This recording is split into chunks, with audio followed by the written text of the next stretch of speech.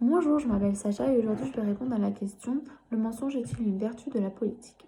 Alors, si on considère que le mensonge est une façon de déguiser la vérité et que la vertu est la force morale avec laquelle l'être humain s'applique à suivre la règle et la loi morale, on pourrait considérer que le mensonge n'est pas une vertu mais qu'il serait plutôt un vice. Les choses ne sont pourtant pas toujours aussi simples il peut arriver de devoir mentir pour une bonne cause.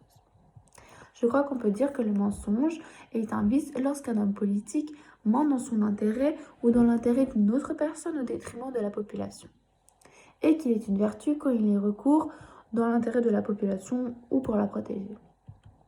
On peut souvent constater que l'homme politique commence à mentir quand il se présente aux élections. S'il veut être élu, il cherche à séduire ses électeurs et pour cela, il exagérera ses qualités et dissimulera ses défauts.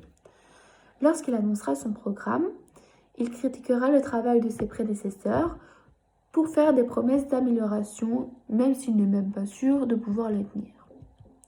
Comme souvent, les politiciens veulent garder le pouvoir et ils ne supportent pas facilement d'être critiqués. Donc, ils mentiront en disant des contre-vérités. Par exemple, la situation des travailleurs s'est améliorée parce qu'il y a moins de conflits soumis au tribunal de travail. Alors que la vraie raison, c'est qu'ils se sont tellement appauvris qu'ils renoncent à se défendre en justice parce qu'ils n'ont plus les moyens de payer les frais. Parfois, ils mentiront pour cacher leur erreur.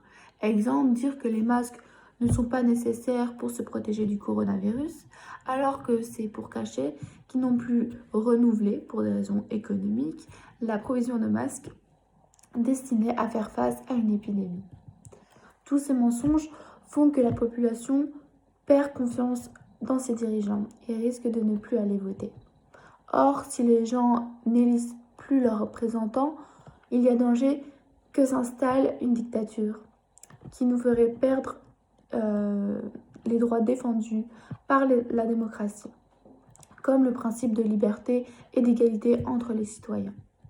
C'est pourquoi je pense que nous devons nous intéresser à la politique, essayer de comprendre, d'analyser ce qu'il se passe et réagir, notamment en dénonçant les mensonges. Il ne faut pas oublier que si nous ne nous occupons pas de la politique, elle, s'occupe de nous et décidera pour nous.